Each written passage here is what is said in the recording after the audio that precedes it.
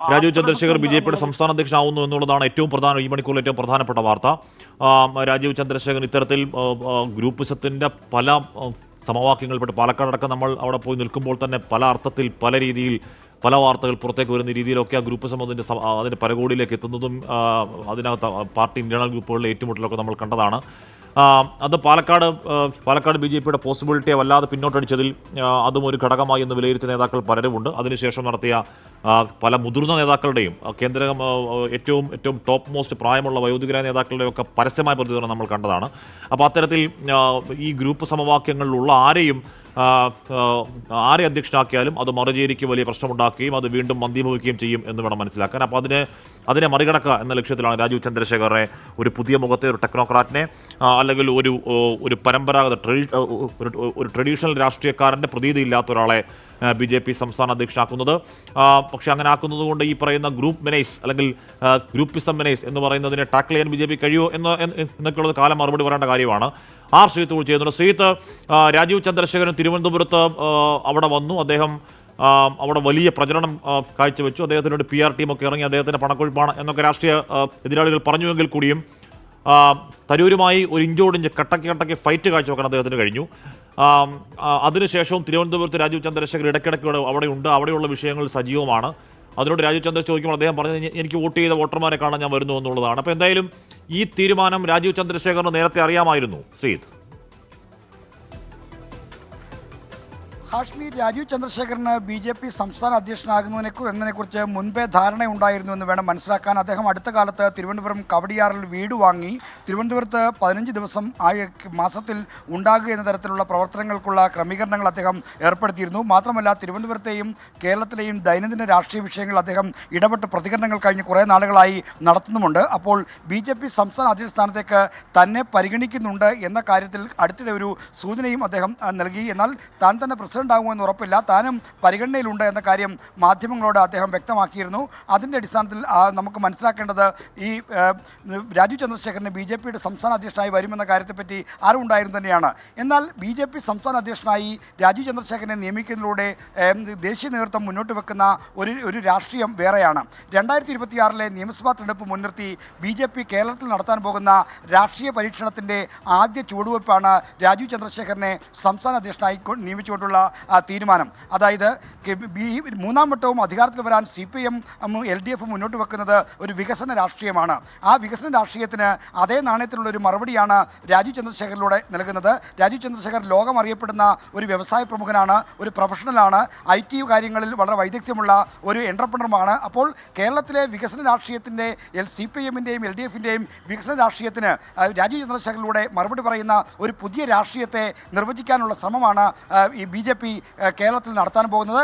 നേരത്തെ കേരളത്തിലെ രാഷ്ട്രീയ അന്തരീക്ഷം BJPക്ക് പൊതുവിൽ അനുകൂലമാണ്. പ്രത്യേകിച്ചും സാമുദായിക സമവാക്യങ്ങളും ഇപ്പോൾ ക്രൈസ്തവ ഹിന്ദു സമുദായങ്ങളിൽ ഉണ്ടാകുന്ന മാറ്റങ്ങളുമൊക്കെ BJPക്ക് അനുകൂലമാണെന്ന് വിലയിരുത്തുമ്പോഴും അത് സമാഹരിക്കാൻ, അത് ഗുണകരമാക്കി മാറ്റാനുള്ള ഒരു വിശ്വാസ്യതയുള്ള നേതൃത്വം കേരളത്തിൽ BJPക്ക് ഇല്ല എന്ന വിമർശനമാണ് BJPക്ക് അകത്തു നിന്നും പുറത്തുനിന്നും ഉണ്ടായത്. അപ്പോൾ സാമൂഹ്യ അന്തരീക്ഷവും രാഷ്ട്രീയ അന്തരീക്ഷവും പാകപ്പെട്ട് കിടക്കുമ്പോൾ തന്നെ അതിനെ വസൂലാക്കാൻ കഴിയുന്ന ഒരു നേതൃത്വം കേരളത്തിൽ വിശ്വാസമുള്ള നേതൃത്വമില്ല എന്ന വിമർശനം ഉണ്ടായിരുന്നു. ആ വിശ്വാസമില്ല എന്ന വിമർശനത്തിന് മറുപടിയാണ് രാജീവ് ചന്ദ്രശേഖരൻ്റെ പേര് ദേശീയ നേതൃത്വം മുന്നോട്ട് വെക്കുന്നത്. അപ്പോൾ രാജീവ് ചന്ദ്രശേഖർ വരുമ്പോൾ അത് ഒരു പുതിയ പരീക്ഷണമായി മാറുകയാണ്. നേരത്തെ തീവ്ര ഹിന്ദുത്വ രാഷ്ട്രീയത്തിൻ്റെ ഒരു വക്താവായ കുമ്മനം രാജശേഖരനെ സംസ്ഥാന അധ്യക്ഷനായി കൊണ്ടുവന്ന് BJP ഒരു പരീക്ഷണം നടത്തി. എന്നാൽ ആ പരീക്ഷണം അത്ര കണ്ട് വിജയിച്ചില്ല.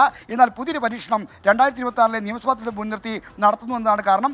എന്നാൽ കേരളത്തിലെ ദൈനംദിന രാഷ്ട്രീയത്തിൽ എത്രമാത്രം മികവ് പുലർത്താൻ രാജീവ് ചന്ദ്രശേഖരന് കഴിയുമോ എന്ന കാര്യം സംശയമാണ്. കേരളം എന്ന് പറഞ്ഞാൽ വളരെ പൊളിറ്റിക്കലി സെൻസിറ്റീവായ സ്ഥലമാണ്. എല്ലാ വിഷയങ്ങൾക്കും അപ്പോൾ ഉള്ള പ്രതികരണം BJPയുടെ ഭാഗത്തുനിന്ന് വരേണ്ടതുണ്ട്. അപ്പോൾ കേരളത്തിലെ രാഷ്ട്രീയവും കേരളത്തിലെ രാഷ്ട്രീയത്തിൻ്റെ അന്തർധാരകളും ഒപ്പം തന്നെ സാമുദായിക മതസമവാക്യങ്ങളും ഒക്കെ തന്നെ ആഴത്തിൽ മനസ്സിലാക്കുന്ന ഒരാൾക്ക് മാത്രമേ കേരളത്തിലെ ദൈനംദിന രാഷ്ട്രീയത്തിൽ പിടിച്ചു നിൽക്കാൻ കഴിയൂ. അത്തരത്തിലുള്ള കഴിവും പ്രാപ്തിയും BJPയുടെ പുതിയ അധ്യക്ഷനായി വരുന്ന രാജീവ് ചന്ദ്രശേഖരന് ഉണ്ടാകുമോ എന്ന കാര്യം സംശയമാണ്. എന്നാൽ അദ്ദേഹത്തിന് നേരത്തെ ഹാഷ്മി സൂചിപ്പിച്ച പോലെ വിപുലമായ PR ടീമുണ്ട്, പൊളിറ്റിക്കൽ സ്ട്രാറ്റജിസ്റ്റുകൾ അദ്ദേഹത്തിന് പിറകിലുണ്ട്. അവരെയൊക്കെ ഉപയോഗപ്പെടുത്തിക്കൊണ്ടുള്ള ഒരു ഇടപെടൽ അദ്ദേഹം നടത്തുമെന്നാണ് രാജീവ് ചന്ദ്രശേഖർ നടത്തുമെന്നാണ് പ്രതീക്ഷിക്കേണ്ടത്. ശ്രീതം 2005 തോന്നുന്നു ജൂപ്പിറ്റർ ക്യാപിറ്റൽ എന്ന് രൂപീകരിച്ച് അദ്ദേഹത്തിൻ്റെ ബിസിനസ് സാമ്രാജ്യം വിപുലപ്പെടുത്തുമ്പോഴാണ് രാജീവ് ചന്ദ്രശേഖർ എന്ന വ്യവസായ രാജ്യം ശ്രദ്ധിക്കുന്നത്. അതിനുശേഷം അദ്ദേഹം നിർണായകമായ പല രീതിയിലും വ്യവസായി എന്നുള്ള രീതിയിൽ രാജ്യത്ത് ശ്രദ്ധേയനായി. അതിനുശേഷം രാഷ്ട്രീയത്തിലേക്ക് വരുന്നു, സഹമന്ത്രിയും എനിക്ക് എൻ ഡി എയുടെ വൈസ് പ്രസിഡന്റ് ആയിട്ടുണ്ടെന്നാണ് എൻ്റെ ഓർമ്മ. ശ്രീത്ത് പക്ഷേ ബാക്കിയുള്ള സംസ്ഥാന അധ്യക്ഷന്മാരെ ഒക്കെ നോക്കിയാലും അവരൊക്കെ RSSലൂടെ വന്നവരാണ്, സംഘപരിവാറിലൂടെ വന്നവരാണ്. അത്തരത്തിൽ RSSലൂടെ വരാത്ത, സംഘപരിവാരത്തിലൂടെ വളരാത്ത ഒരാൾ BJPയുടെ സംസ്ഥാന അധ്യക്ഷനാവുന്നതും ഒരുപക്ഷെ BJPയുടെ ചരിത്രത്തിൽ ആദ്യമായിട്ടാകണം ശ്രീത്ത്. തീർച്ചയായും സംഘപരിവാർ രാഷ്ട്രീയത്തിലൂടെ ഉയർന്നു വരാത്ത ഒരാളെ കേരളം പോലുള്ള ഒരു സ്ഥലത്തേക്ക് സംസ്ഥാന അധ്യക്ഷനായി നിയമിക്കുമ്പോൾ അത് RSSന്റെ അറിവോടെ അല്ല എന്ന് കരുതുക വയ്യ. കാരണം RSSന്റെ കൂടി താല്പര്യങ്ങൾ പരിഗണിച്ച് RSSന്റെ കൂടി അഭിപ്രായം ആരാഞ്ഞ ശേഷമായിരിക്കണം BJP ദേശീയ നേതൃത്വം രാജീവ് ചന്ദ്രശേഖരനെ കേരളത്തിലെ സംസ്ഥാന അധ്യക്ഷനായി നിയോഗിക്കുന്നെന്ന കാര്യത്തിൽ ഒരു സംശയവും വേണ്ട. കാരണം കേരളം അത്ര കണ്ട് ഈ ഹിന്ദുത്വ രാഷ്ട്രീയത്തിന് പൊതുവിൽ ആ രാഷ്ട്രീയത്തെ സ്വീകരിക്കുന്ന ഒരു മനസ്സുള്ള സംസ്ഥാനമല്ല. ഇവിടെ സാമുദായിക മൈത്രി ആണെങ്കിലും മതസാഹോദര്യമൊക്കെ ആണെങ്കിലും വളരെ കൂടുതൽ ഉള്ള സ്ഥലമാണ്. അത്തരത്തിലുള്ള ഒരു അന്തരീക്ഷമാണ്. അപ്പോൾ ഇവിടെ തീവ്ര ഹിന്ദുത്വ രാഷ്ട്രീയത്തിൻ്റെ ഒരു പരീക്ഷണശാലയാക്കി മാറ്റുക എളുപ്പമല്ല. മറിച്ച് വിശ്വാസ്യതയുള്ള ടെക്നോക്രാറ്റുകളായ അല്ലെങ്കിൽ അത്തരം പ്രൊഫഷണലായ ആളുകൾക്ക് വലിയ തോതിൽ സ്വീകാര്യത ലഭിക്കുന്നു എന്ന കാര്യം ശശി തരൂരിൻ്റെ അനുഭവത്തിൽ നിന്നും ഒപ്പം തന്നെ രാജീവ് ചന്ദ്രശേഖരൻ തന്നെ തിരുവനന്തപുരത്തെ ആദ്യ മത്സരത്തിലൂടെയൊക്കെ തന്നെ BJPക്ക് ബോധ്യമുള്ളതാണ്. അപ്പോൾ ആ ബോധ്യത്തിലൂന്നിയുള്ള ഒരു പരീക്ഷണമാണ് രാജീവ് ചന്ദ്രശേഖരനെ സംസ്ഥാന അധ്യക്ഷനാക്കുന്നതിലൂടെ നടത്തിയിരിക്കുന്നത് എന്ന് വേണം മനസ്സിലാക്കാൻ.